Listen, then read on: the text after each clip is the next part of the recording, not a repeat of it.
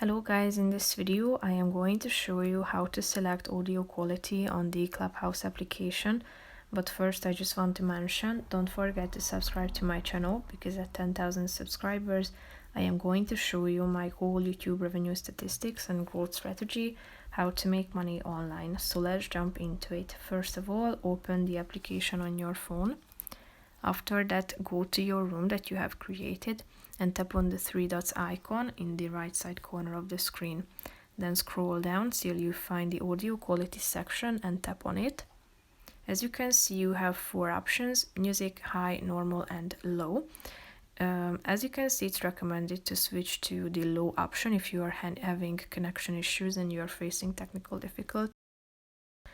And if you are singing, then set it to music. So that's pretty much it for this video, guys. See you in the next one. Bye bye.